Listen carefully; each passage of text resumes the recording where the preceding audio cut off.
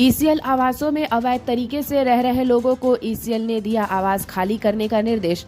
Andal block के दक्षिणखंड ग्राम पंचायत अंतर्गत मुकुंदपुर 5 एवं 6 नंबर कोलियरी इलाके में सैकड़ों निवासी ईसीएल के आवासों में अवैध तरीके से निवास करते हैं, जिन्हें ईसीएल प्रबंधक ने नोटिस देकर जल्द ही सरकारी आवास खाली करने का निर्देश दिया है।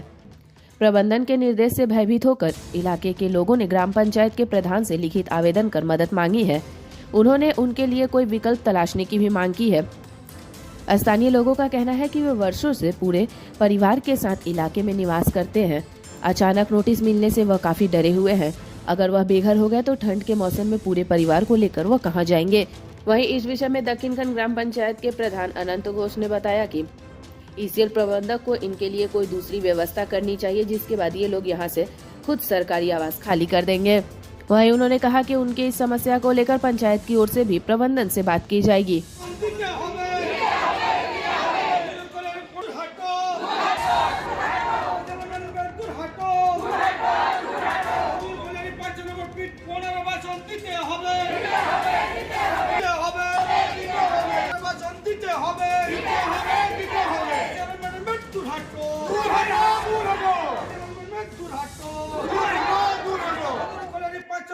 ভাঙতে দিচ্ছি না, দিব না। এসছি যে আমরা দীর্ঘ 30 বছর ধরে 5 নম্বর মধুজোড় কলিয়ারিতে বসবাস করছি। আমাদের ছেলে মেয়ে পড়ছে, সামনে 1 মাস পরে গ্রাজুয়েশন পরীক্ষা আছে, তার জন্য আমার খুবই অসুবিধা হবে।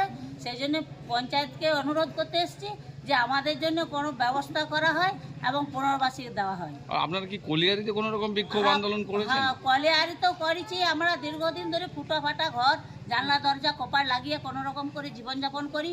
আমাদের জমি জায়গা ঘর বাড়ি কেনার কোনো টাকা পয়সা অর্থ সমর্থন নেই।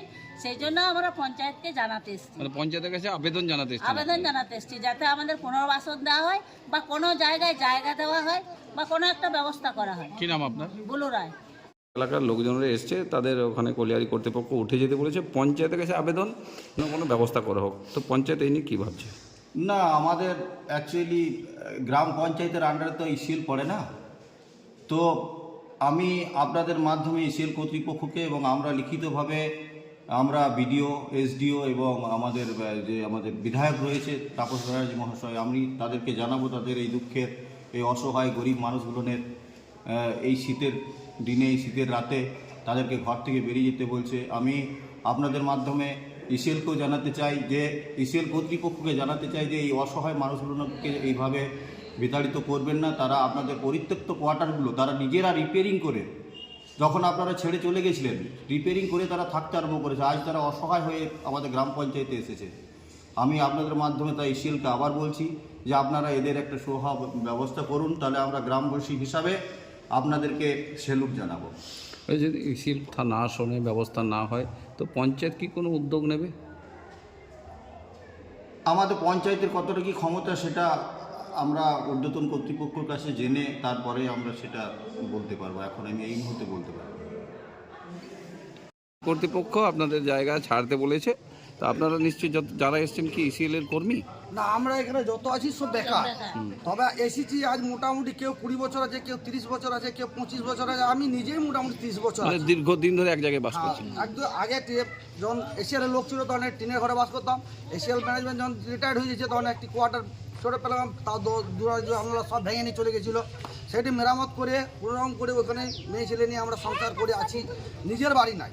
এতদিন সমস্যা হয়নি? এখন এতদিন সমস্যা হয় না, এবারে সমস্যা হয়েছে। কোনোদিন আসছে লাইন কেটে দিচ্ছে, কোনোদিন জসিপি নিয়ে আসছে ভেঙে দিচ্ছে, আবার কোনোদিন মাইকের তো ডেলি করছে যে তোমরা এখানে কোয়ার্টার ছেড়ে পালাও, না তো জোর জবরদস্তি আমরা জসিপি নিয়ে আসবো, ভেঙে দেবো, ডলার চালান দেবো আর চালান দেবো, এরকম প্রায় দিন এসে বলে দিয়েছে। কিন্তু আমরা কিন্তু আর যাবো না, আমরা কিন্তু লড়িয়ে যাবো। তাতে যদি নিজের জীবন দিতে হয় আমরা জীবন দিব। আপনার কি এলাকাটার নাম কি? আমার এলাকাটা মধুজোড় কলিয়ারি 5 নম্বর পে। 5 নম্বর পে। আপনাদের কতজনের বাস ওখানে? আমার ওখানে মোটামুটি বেকার লোক 70 থেকে 80 জনের বাস আছে। মানে 70 থেকে 80 ফ্যামিলি? 80টা ফ্যামিলি। তো আপনারা পঞ্চায়েতকে কি আর্জি জানাতে এসেছেন? পঞ্চায়েত প্রধানের কাছে আমরা আবেদনটা করতে এসেছি এইটুকু, যে দাদাকে জানানো হয়েছে, প্রধানকে জানানো হয়েছে যাতে আমাদের জন্য কিছু ব্যবস্থা করা হয়, ম্যানেজমেন্টের কাছে কিছু ব্যবস্থা করে দেওয়া হয়। সেই জন্য আমরা প্রধানকে আবেদন জানাচ্ছি। আচ্ছা, যদি কলিয়ারি আপনার কথা না শোনে তখন আপনারা কোন পথে হাঁটবেন? তখন আমরা পড়বো আমাদের পথে হাঁটবো, তখন যদি আমাদের যেতে হয়, এমন তো আমার কোথাও ঘর বাড়ি নাই, তখন বলবো যে আমাদের সবাইকে মেরে দিয়ে বলে যান, আমাদের মেরে দেন দিয়ে বলে যান, আমার তো কোথাও ঘর বাড়ি নাই, আমি থাকবো কোথাও? বটতলা থাকার থেকে মেরে দেখ, তার থেকে সবাই একসাথেই মরবো। কি নাম আপনার? আমার নাম সঞ্জয় মণ্ডল।